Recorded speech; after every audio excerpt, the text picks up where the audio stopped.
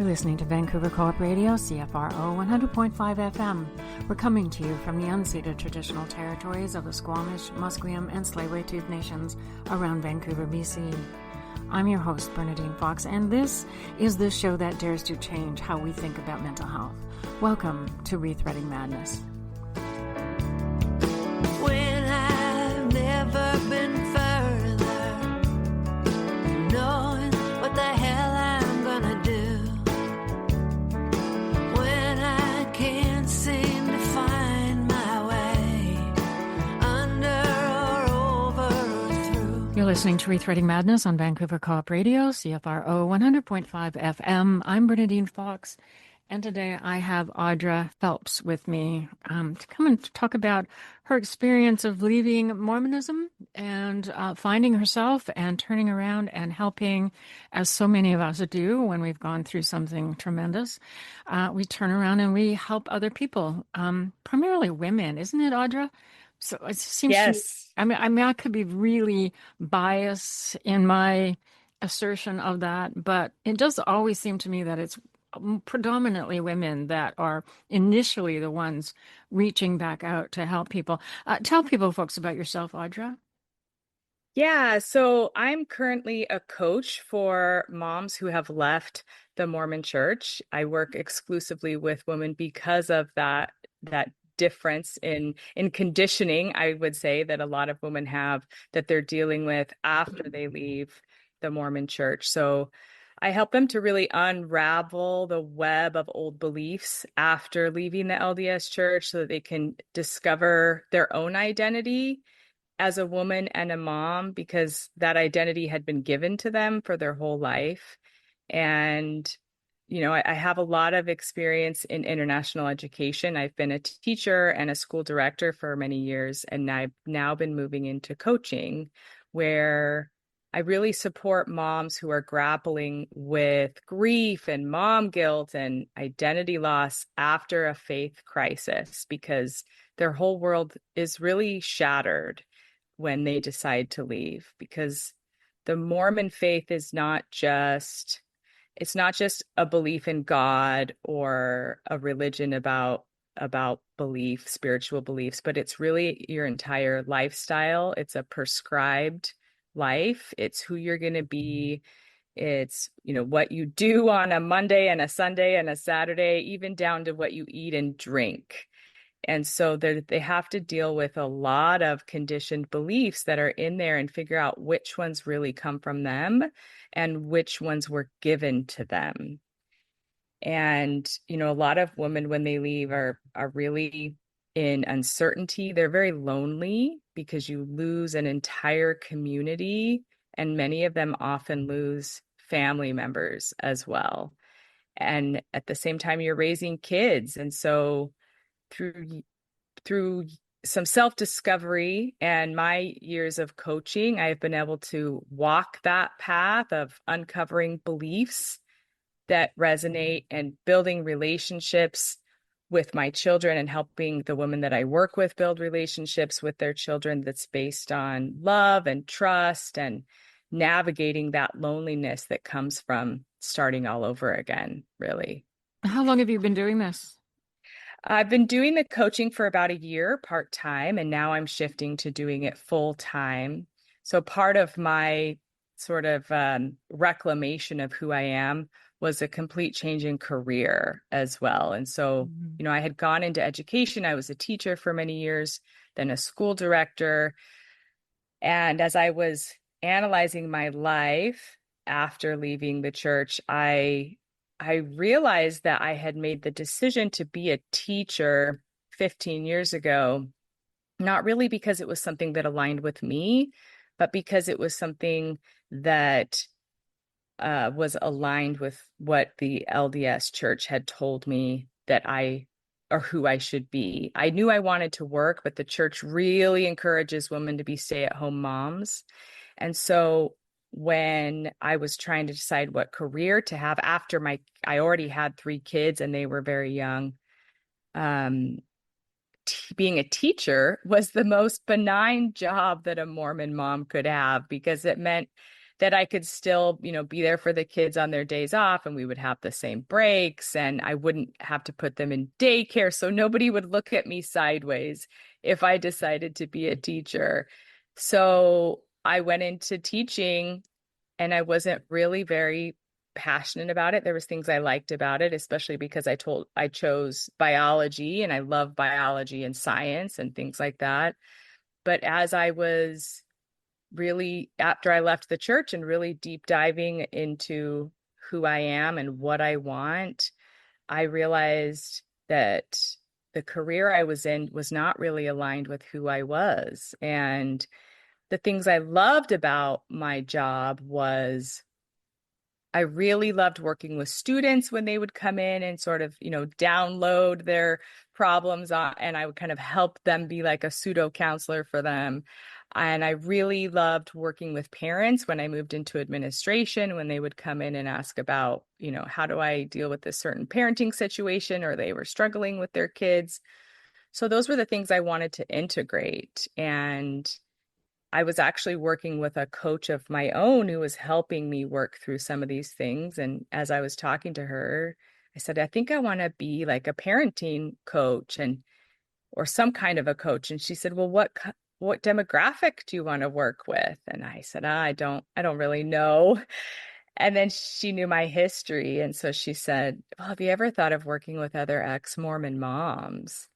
And like, as soon as she said that, I just had this full body visceral reaction. I burst into tears, and I was like, that is it. That's Wow. what I want to do. Yeah. I think, though, that if, as I'm listening to you and I'm listening to how you describe things, Mormonism, of course, is its very own distinct kind of not just religion, but community and interpersonal relationships and Yeah. families. All of those things are true. But it also, all the things you're talking about are also true for just about anybody else. In that Yeah. Mormonism is a gated community by religion, but if you say go out to the prairies of Alberta with a small community, you have every one of those same kind of conditions and parameters that people are expected to be a certain way, you're expected to think a certain way, you're expected to parent a certain way. You're expected to marry a certain way. All of those things are true. And there, you can leave maybe a little easier than you can as being a Mormon, but still, when you leave, it is still frowned upon. You're still considered the outsider. You're still considered as, somebody who didn't, get with the program, so to speak. Um, so you've been doing this for 11 years. What caused you to leave Mormonism? Or is that what you call it, Mormonism? You can call it Mormonism, the Mormon faith, the Okay. LDS Church, the Church of Jesus Christ of Latter-day Saints. That's all the same church. There's many different names. I know that those who are still in the church are trying to sort of get away from the term Mormon. They prefer using the full name of the church, but you know, it's commonly known as Mormonism or the Okay. Mormon All Church. right. Yeah. Yeah. You know, and I think you're right. Like the identity crisis, the things that I'm dealing with are not, they're not, exclusive to those who leave the Mormon Church. There's a lot of people who are in communities, and they want to belong, and so they have to kind of assume a certain identity. So a lot of people are dealing with the same things that I dealt with. And but in the LDS faith, it's really so deep. The conditioning is so deep, and then the consequences of leaving, according to them, really creates a lot of fear. And so Mm. a lot of women will stay because of that fear of eternal damnation, or even just a fear of losing family and community, because it's, in your social structure, everybody just wants to belong, right? Everyone Right. wants to be loved and accepted and belong. And so some women have to totally start over, and that's really scary. And so, you asked about my story of leaving, and that was a slow erosion. You know, you, I the church is really, it tells you who you are from the moment you're born. You sing about it in church, there's talks about it, and as women, your whole purpose is to be a mother in heaven. That's your divine role. And In so, heaven. In heaven. Is that yes, what you said? Oh, Yes, in heaven.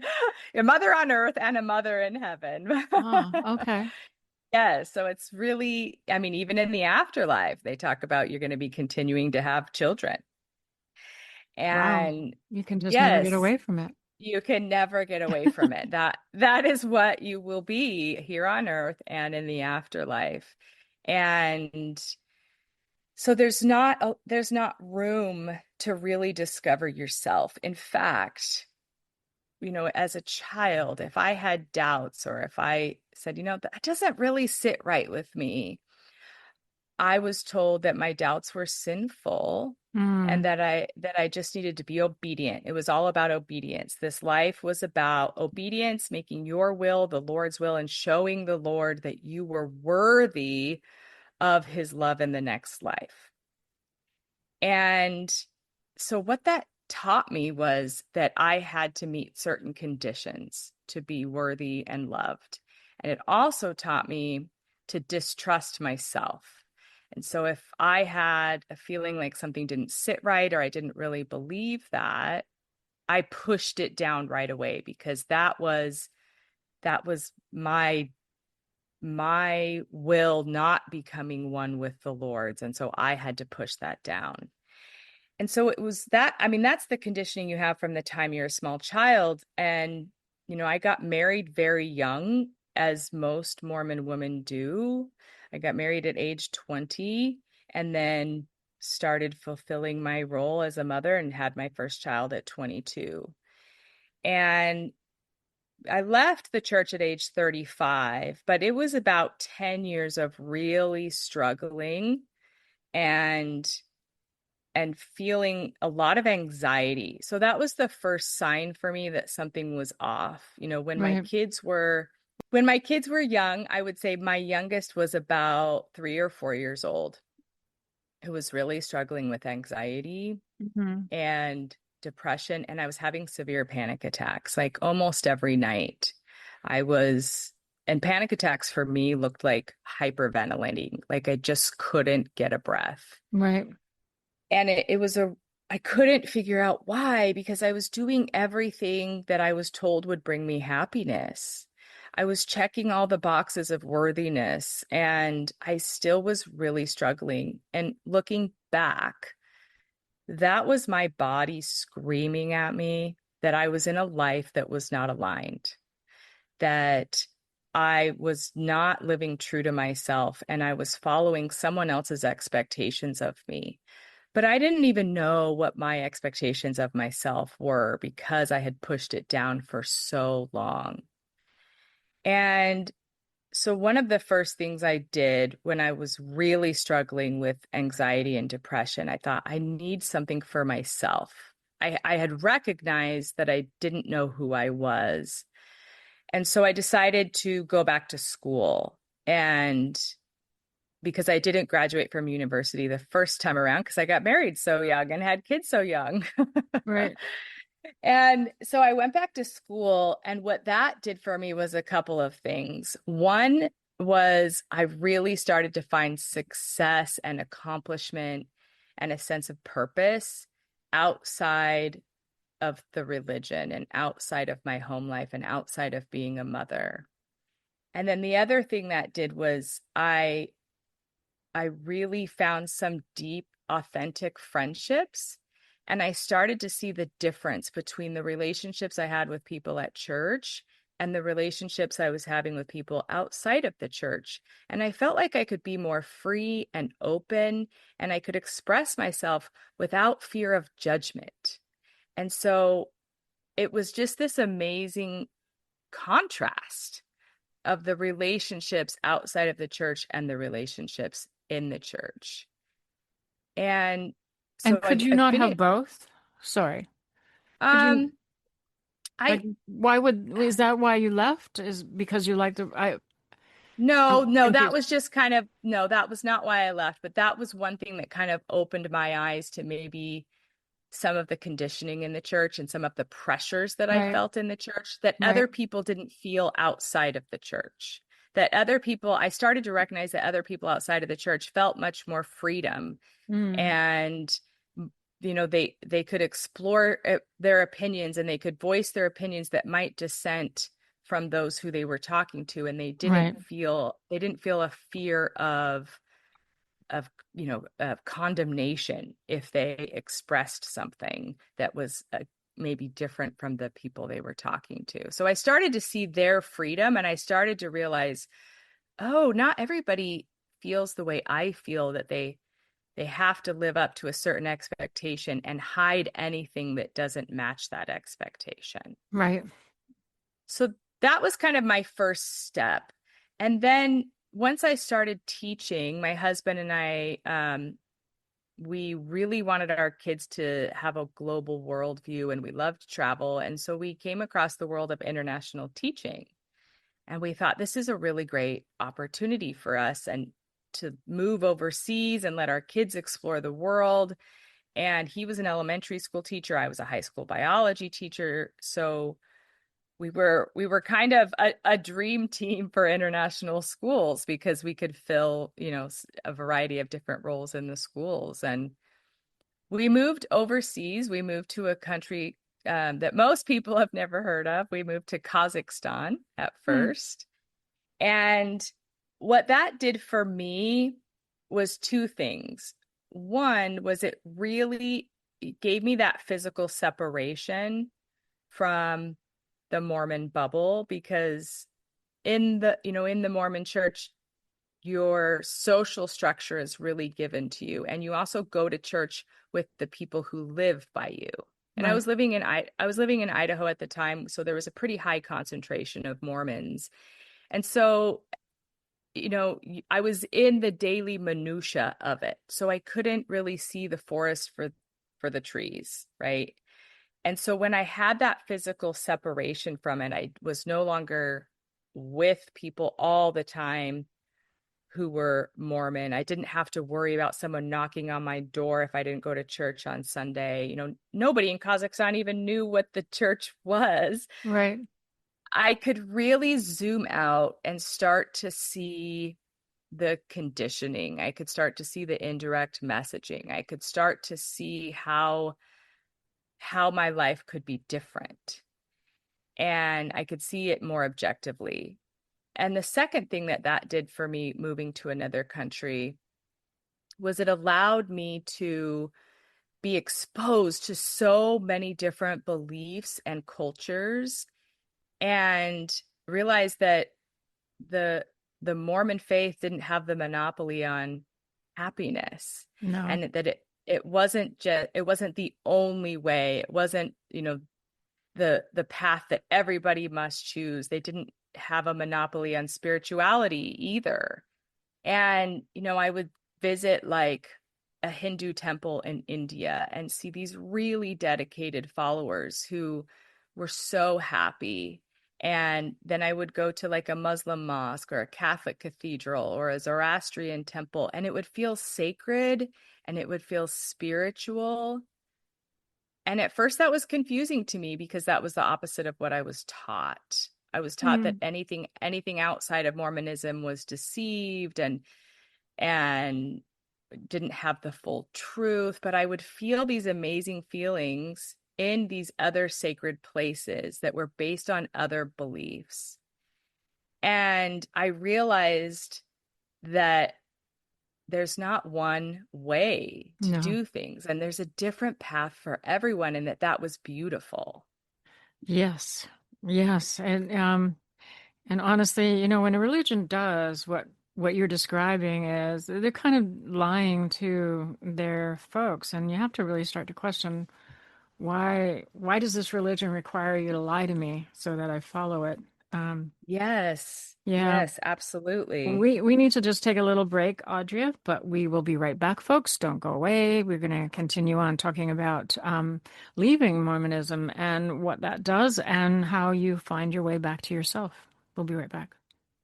You're listening to 100.5 FM, CFRO, Vancouver Cooperative Radio. Programs like this are made possible by listener support and by grants from organizations such as the Central City Foundation. Thank you so much for keeping independent community radio alive. You're listening to Rethreading Madness on Vancouver Co-op Radio, CFRO 100.5 FM. I'm Bernadine Fox, and I'm speaking with Audra Phelps about leaving Mormonism and finding yourself. And as we talked about in the earlier section, even though Mormonism, of course, is very, very different than other things, this journey that Audra has been on has been one that is translatable to probably many of us who have, excuse me, been raised in an environment that ultimately wasn't us and we needed to exit. So welcome back, Audra. Thank you. So you left Mormonism or Uh-huh. the LDS Church, or however you want, the Church of Mormon, the Mormon Church. I'm getting all of them in there. Um, and I take it from what you said your husband did as well. Yes, my husband did as well. That's not everyone's story, but for No. me, we have always had a very open communication in our relationship and a mutual respect for each other. And as I was struggling for 10 years, I was very open with him about my struggles, and he had the same doubts as well. Right. And when I made the decision to leave, um, he wasn't quite ready at the same time, which was fine. And so, he said to me, I can see that this is the decision you need to make, but I still, I'm not there yet. I still will want to be able to go to church and see if the kids want to go to church. And so I just said that's fair. Everyone has a different path and a different journey, and we left space for each other to have our own beliefs. And he continued to go to church for a few months. Our oldest daughter also would go with him, but then it fizzled out, and our kids eventually stopped going and didn't want to go. And about a year later, a year after I left, he came to me and said, I'm done. I've decided to leave as well. So his was Wow. a much slower process. He needed some more processing time, which was fair, but he came to that decision on his own. So it was two separate decisions. Right. Well, it sounds like Yeah. more because you allowed your children to make the same choices. So good for you. So, Yes. so what happened when you left? Now, I'm going to sort of try and clarify something here. You're talking about belonging to the Church of Mormon, the LDS, but there's another version of LDS which is much more strict. Am I right? There's two versions of the LDS Church? Well, there's basically like a Mormonism umbrella. And Right. so underneath that umbrella, you have the mainstream Mormon Church, which is the one most people refer to. They have the temples, they're based in Utah. That's the mainstream Mormon Church. But there have been several breakoffs from that main Mormon Church, and most of those are polygamist. So they Right. follow polygamy, so a man can have multiple wives. And most of them broke off from the Mormon Church when the mainstream Mormon Church denounced polygamy. There were Right. some followers that didn't agree with that decision, and so they formed their own form of Mormonism. But they're very small, secluded sects of the LDS Yeah, we have Church. one up here in BC, Canada, called Bountiful. Okay. And of course, what people know of mostly about the LDS Church is the sect in, God, I can't remember. I think it's Utah, but I'm not sure if I'm right. Um, where eventually the guy that was running it ended up in jail for child abuse. Yes. And that's not the Yes. same thing you're talking about. It's not. No, I grew up in the mainstream Mormon church, Right. and Okay. you know, when I was growing up, we would talk about polygamy in the history of the church and how it was denounced. The reasoning that was given to me as a child was that polygamy was first started in the early years of the church as a way to grow the church, as a way to have more members in the church. So again, it was all about having children, women having children. And then the church had grown to a point where they didn't need that anymore. Now, that's the story that I was told. And when you dive into it, that's not really 100% Wow. accurate. But when you look at these polygamous sects, like the FLDS, I believe is the one you're That's the talking one. about, Yes. Yes. yeah. So that one was run by Warren Jeffs, who's a sexual predator who's in prison. Hmm. Um, Isn't he still when running you it from prison though? He's still running it from prison. Okay. Yes, Yes. yes. And it's actually really interesting for me to watch a lot of documentaries about these polygamous sects and the FLDS because growing up in the mainstream church, I was always told like, oh, they're different from us. But really, when I watch these documentaries and I hear the things that these women are saying and the beliefs that they're kind of regurgitating, it's the exact same things that I was taught, and it's the exact same things that I used to believe, just without the polygamy piece. Right. So they really Well, are and very the similar. abuse pieces becomes a part of it, integral to Warren Yes. Jeffs, right? And so Yes. that becomes a huge thing because you can have the beliefs within a church without having had inculcated them with trauma and abuse and assault and stuff. So it can be a very different thing, and I don't think that's what you're talking about. In your No, that's not what I'm talking about, Yeah, but I can see how easy it is to be manipulated to to justify the things that are happening to you right, when you grow up in a religion that controls everything about you, and there's just these eternal damnation consequences if you don't follow. right. It's really easy to have your behavior manipulated and think that those Yes. things are normal. Yeah. Yes, absolutely. And of course, isolation and will do that if you're isolated in and amongst a bunch of people who all are adhering to the same belief system. It just cements it over and over and over every day. Sorry, my throat is doing something Yes. weird. So, That's so what okay. things happened to you when you left? What happened? Yeah. So when I left, I felt like my world was shattered. Like I was really 100% confident in my choice to say I am not Mormon. And that was a hard thing to come to because I am is just it's your identity. It's the deepest part of your psyche. Right. And when I came to that conclusion, I was 100% clear on it. And I say it felt like the whole world opened up into a million stars. Like I just felt Wow. light and airy, like, yes, this is not me. But then quickly thereafter, I was petrified because it was like, I know what I'm not, but I don't even know how to find out what I am because Mm, I've just allowed an external authority and I've always been seeking permission to be or do anything. So I don't even know how to discover who I am or give myself permission to do anything.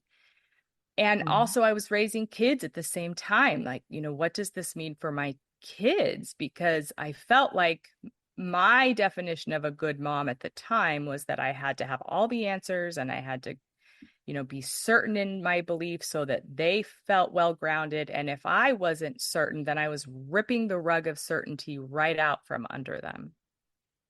So it was really a difficult process. And at first, I kind of hid it because I didn't know how to address it. I didn't know how to talk about it. And the benefit for me at the time was that I was living overseas. And so, I wasn't surrounded by the Mormon church. I wasn't surrounded by the culture. Nobody was going to come knocking on my door if I didn't go to church. And so I could hide from it for a while. And that allowed me to just kind of go inside and, and really just kind of experiment with life. I felt like I was growing up all over again. that's funny. Yeah, but I remember during that time in the beginning, in those few years, we're in Kazakhstan. I've left the church and I thought, okay, I need something for the kids. I need some kind of a guide because I had this blueprint of exactly how to raise my kids, every detail down to what age they should start dating. I had this blueprint of parenting. And so I thought, okay, I need to establish some kind of a base here as a family. We need to all come together. And so one thing that we did that was really powerful, that was kind of my first step towards healing, is we all got together and I said, let's create a family mission statement. So and the kids were 9, 11, and 13 at the time. And I said, what values are really important to you that you feel like will guide you in your decisions in your life? And we all came together with different values and came up with some common ones as a family, like kindness and honesty. And one of the ones that I really love was um, like choose beliefs that are best for you and allow others to do the same. So Mm. allowing everyone to have a freedom of belief and seeing the beauty and the diversity of beliefs. And that one to me was the most powerful that we came up with. And then we kind of painted it into a family mural, which was really fun. And we called it the Phelps Family Mission Statement. And like that was a start. That was a start for us. But I still didn't know exactly what I believed, when it came to God or spirituality or even just, parenting my kids. So I still sort of avoided some questions, but I had started changing my beliefs about a lot of things as I was learning to tune into myself and learning to tune into my body and notice what felt good and what felt aligned and what didn't. And so that really was a lot of years of processing in silence without much of a clear strategy. Um, But it sounds like but you just sort of oriented yourself to your body and your psyche I and did. allowed it to guide you in terms of what you chose to do or not do. Did you make mistakes? Oh, absolutely. I made mistakes. Yeah, I absolutely made mistakes. You know, and I would kind of learn the hard way. And a lot of times, like especially in parenting, if my kids would come to me with things they wanted to do, the automatic response was what I call my inner Mormon critic. So the automatic response, if they said I want to go on a date and they were only 14 years old, was no. That's sinful. You're not old enough to go on a date yet. Right. And so I would have to pause when I would have an emotional reaction to something and go, okay, is this really my response? And if it felt, I started to realize that if it felt constrictive or tight or uncomfortable in my body, it probably wasn't a belief that was really mine. It was probably a belief that was just the well-worn pattern in my brain. Hmm. And I needed to sit with that and figure out where that belief came from and if I could choose a better feeling belief.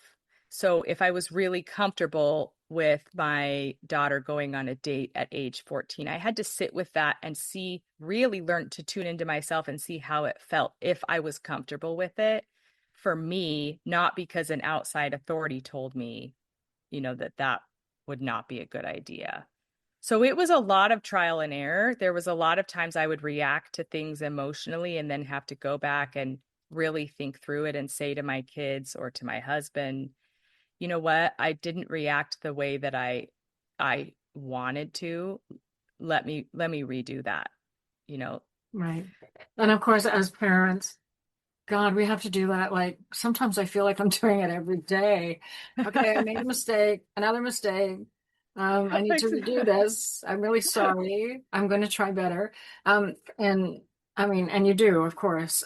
It sounds to me that without, because how you described being in the Church of Mormon is that everything's kind of laid out, right? You don't have to think. You just have to do what you're told to do. Once you leave that and you leave that sort of I want to say scripture, but I don't think it's really technically called a scripture, but it is certainly rules, and you've left them behind. You are now entering. I think you kind of referred to it as becoming an adult, although that's not it. What it reminded me of was I could never drink because I was allergic to sulfites, and it didn't occur to me until I was 40 that because I was raising kids and didn't really have a lot of time to experiment, that vodka did not have any sulfites, and so I suddenly could drink, and I did everything that a teenager would do in drinking. as a 40-year-old. It was very embarrassing. But you sort of remind me of that, is that here you are, a grown adult, having left behind all the rules that you're not Yes. necessarily bringing with you because you have to question them all at this point. And so you're standing there in the face of life without a whole lot of lived experience to help you make decisions because it's all decided for you. And you Yes. must have spent a lot of time sort of staring into an abyss, wondering, what the hell now? Yeah, absolutely. It did feel like I was growing up all over again. I was growing up alongside my children. I was experimenting, just like your experience with discovering you could drink vodka. It was like, oh, okay, well, if I don't believe in the doctrines of the church, then I also don't have to follow the lifestyle thing. So I've never been drunk before. What does that feel like? Yes. And what did it feel like, Audra? It I want to know. It felt really fun, Yes. honestly. I was like, wow, this is fun. Mhm. But also then learning, what many people learn in their younger years about what my limits are. And I had to kind of, go past the limit to discover where my limit Right. was. Right. There was I still kind of hid that, my experimenting, I hid that from the kids a lot because I wanted to know how I felt about these things before I, you know, pass that on to my kids or talk to my kids about it. And, a lot of people when they leave also, they go really into experimenting with alcohol. They often get a tattoo. That's one of the Right. first things that they do because tattoos are forbidden in the Mormon faith. And they just start playing around with all those things that were so forbidden, and they kind of have their rebel years for a while. Mm-hmm. And so that's why I say it feels like growing up all over again. It's like you're a teenager, and then unfortunately you're raising teenagers at the same Yes. time. Yes, it is true. And they do survive us growing up They alongside them. do. How, I don't know how, but they do. Well, I think our kids are much more forgiving than we give them credit for. Oh, absolutely. And, even just recently, I was with my daughter during the holidays. She was 21 at the time, and I was talking to her a lot about this exact thing, my behavior when I first left and the things I was experimenting with, and also just the grappling of identity and belief. And she said, Mom, you never really sat us down and talked to us about, I'm leaving and this is what I believe and this is what I don't believe. And I said, I was afraid and I was a little embarrassed because I didn't know how you would react, because I had started raising you in this church and now I had changed my mind, but I didn't know what really I had changed my mind to. Right. And so I was embarrassed and had a little bit of shame to talk to you about it so directly when I first left. And she said, I think you could have told us and we would have understood and we could have gone through it together. And I just Interesting. thought, wow, she had given me so much grace.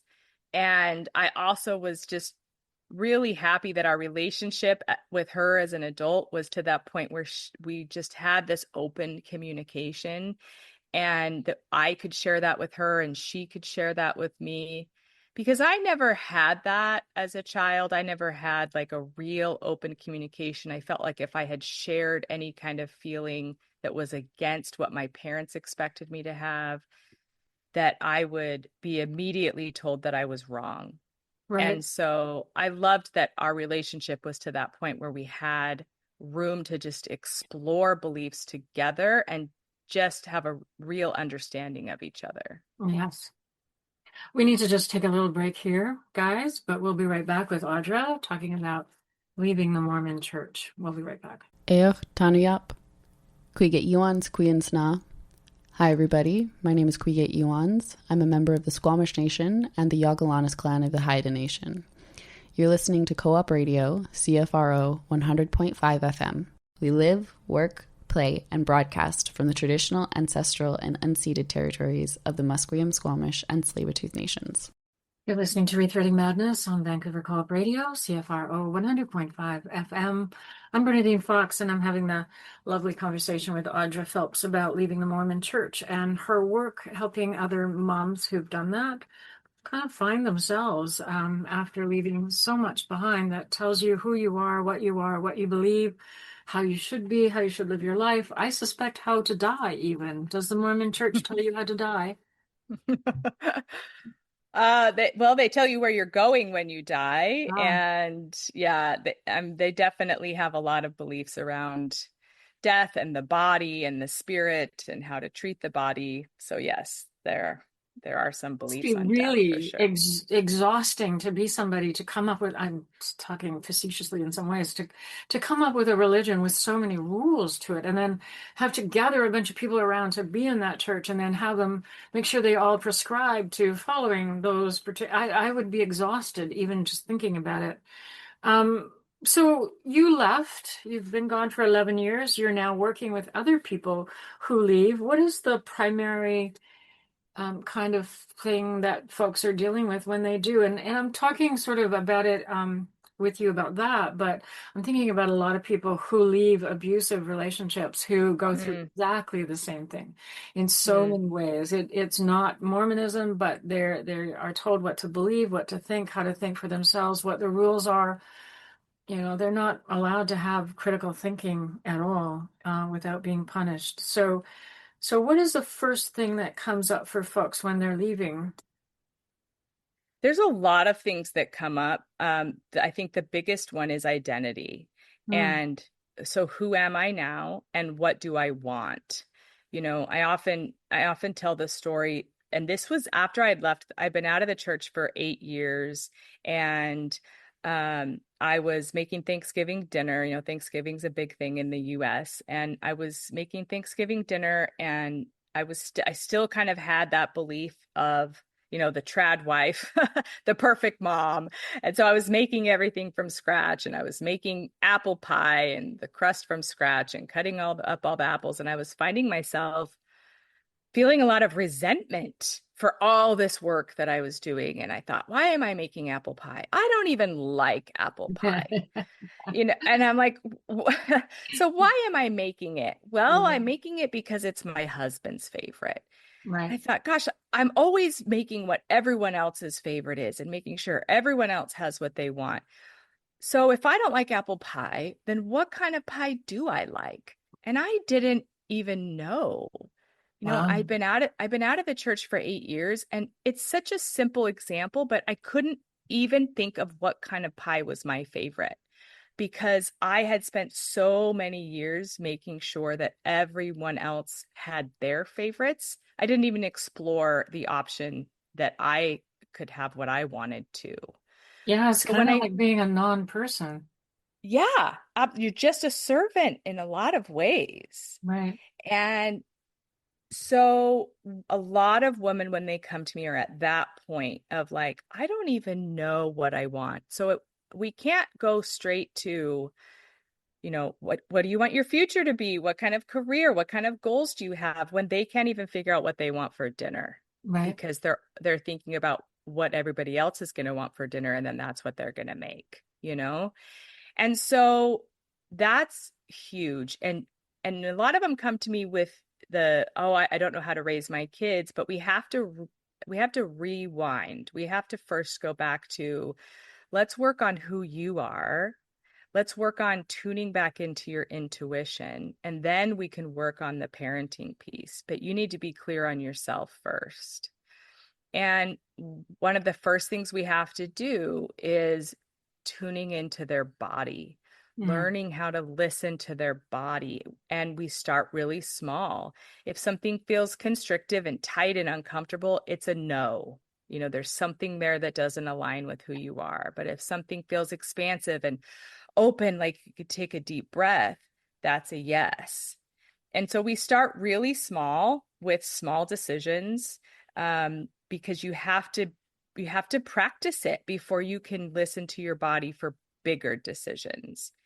And also a lot of times we start to have them observe their emotions. So pay attention to what emotions are coming up for them most of the time, because your emotions are telling you something.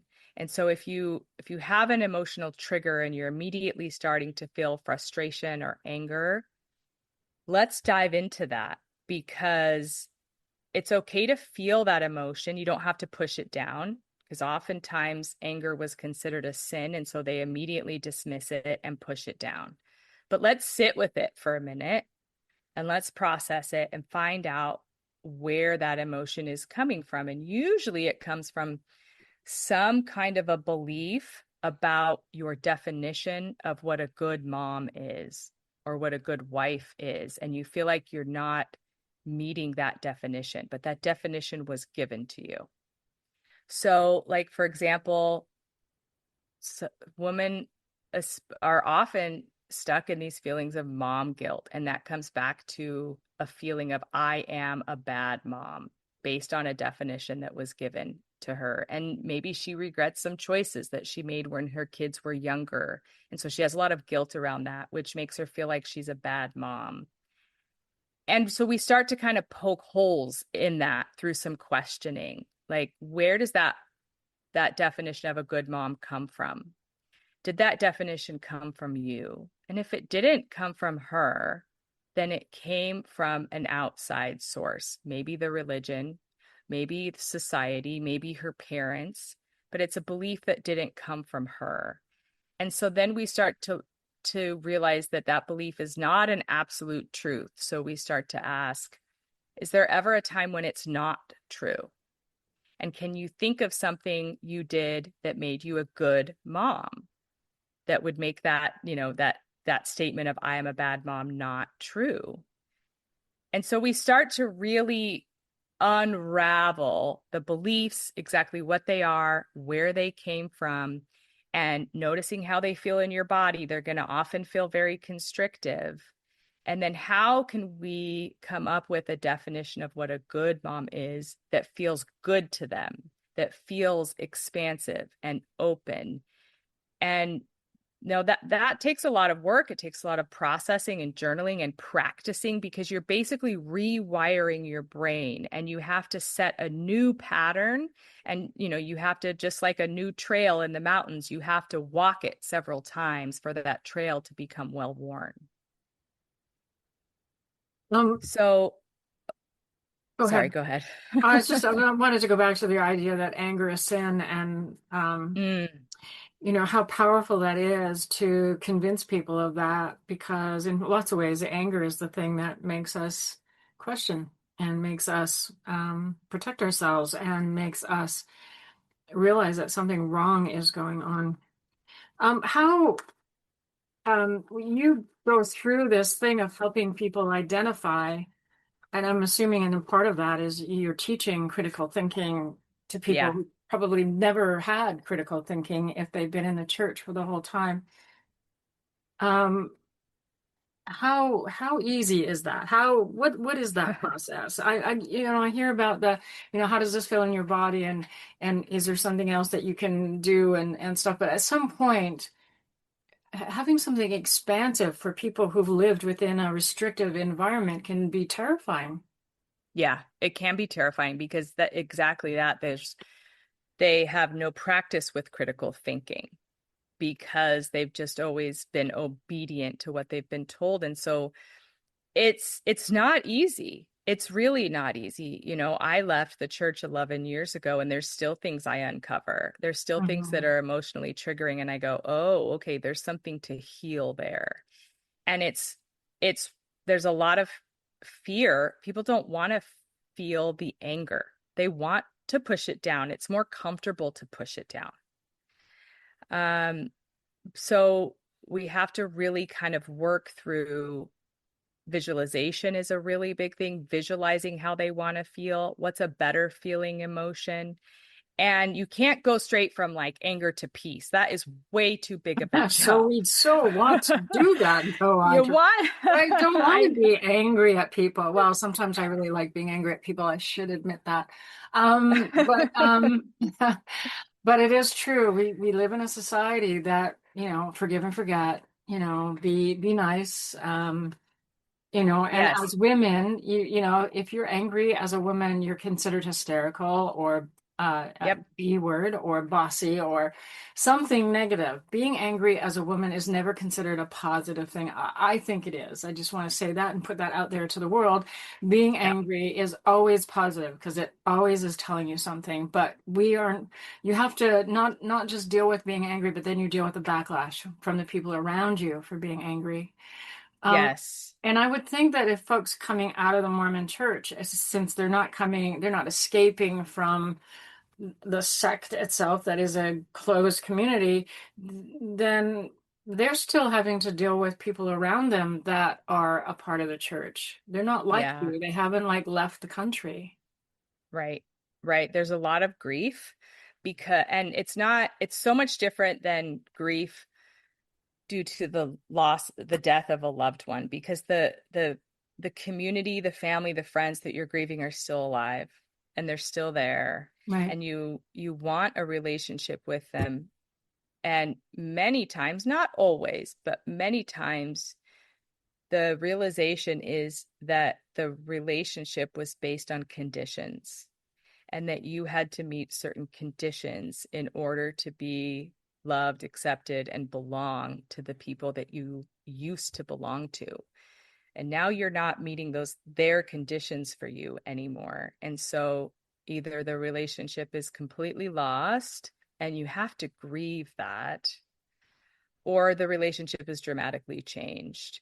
And with that grief, like we are talking about, comes a lot of anger too. There's a lot of hurt, there's a lot of pain.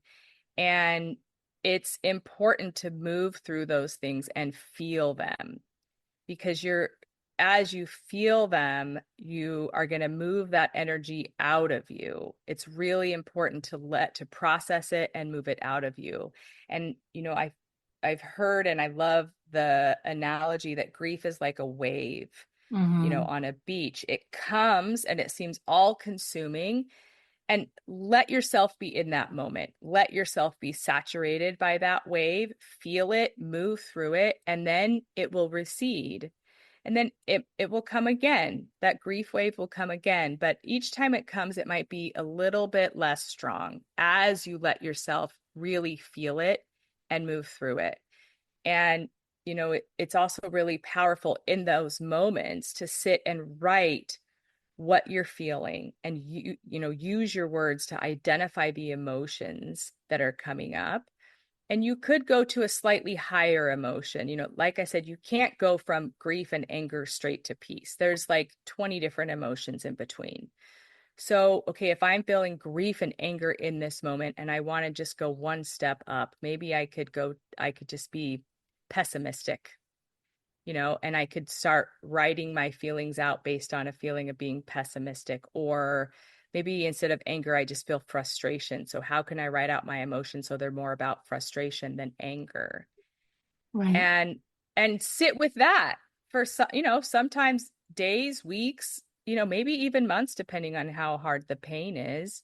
And then the next time the grief comes, you're feeling in frustration, maybe you go up to doubt and worry, and you start to kind of rewrite your emotions based from that level of emotion. Hmm. And then you can slowly work your way up to better feeling emotions until that grief doesn't feel so painful anymore, and you Right. can actually realize how much you've learned from it. But that's a long process. It really is. And you have to really want to heal and not be stuck in the grief, because sometimes the grief is like a protector, it's like a shield, it's like a justification for your reason for leaving. And some people want to stay there for a while. They want to kind of protect themselves that way. And that's okay. Everyone's process is different.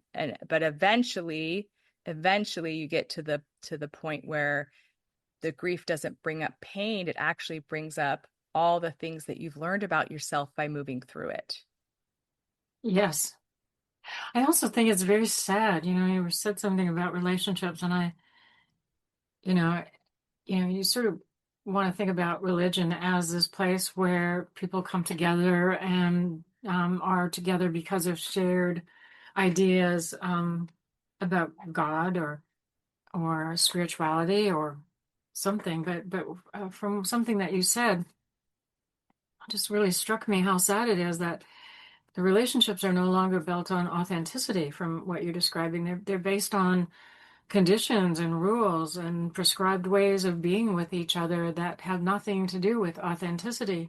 And so, you have a group of people who have grown up and not learned interpersonal skills, and Yeah. and having them confront or even their own emotions or their own ways of thinking about the church, or the people. And that happens so many places. They're very, very common in almost every abusive relationship I've ever heard of. It's the same kind of thing where people are mourning a relationship, but it's not an authentic relationship. It's something else. It's prescribed to be a certain way. We need to Yes. stop here, Audra. I don't even feel like we even began talking about this. I'm looking at the clock going, it can't possibly be that time. But there it is. So Okay. thank you so much for coming and chatting with me about this. And I just want to let people know that if you want more information or you want to know how to reach Audra, you can find that information on our website, rethreadingmadness.ca. And if you follow the links, you will eventually get to a place where you can find information about Audra and the work she does, helping women who have left the Mormon Church. So thank you, Audra. Thank you. It's been a pleasure. Thanks so much. It has been. Thank you. And we'll be right back, folks.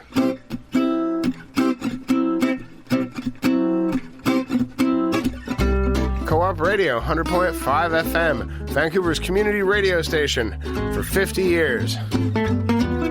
With great local music, arts, public affairs, many languages, and all kinds of great stuff. Support us for our spring membership drive at www.coopradio.org and learn how to become a member today. Today. Nice job. You're listening to Rethreading Madness on Vancouver Co-op Radio, CFRO 100.5 FM. I'm Bernadine Fox, and that's our show. We had an issue with sound today, and hopefully we'll have that fixed soon, and certainly in time for the next interview. My thanks to Audra Phelps for chatting with me about leaving the Mormon Church and her work with others, helping them do so. Music today was by Sherry Ulrich. Thank you for joining us today, and stay safe out there. You've just listened to Rethreading Madness, where we dare to change how we think about mental health. We air live on Vancouver Co-op Radio, CFRO 100.5 FM, every Tuesday at 5 p.m. or online at coopradio.org. If you have questions or feedback about this program, or want to share your story, or have something to say to us, we want to hear from you. You can reach us by email, rethreadingmadness@coopradio.org. This is Bernadine Fox. We'll be back next week. Until then. When I've never been further, knowing what the hell I'm gonna do. When I can't seem to find my way, under or over or through. Just when I'm ready to give up the fight, there you are when we turn out the lights, and it's alright, it's alright, don't you worry, it'll be alright. Why do I always believe it when you tell me everything's gonna be alright? Yeah.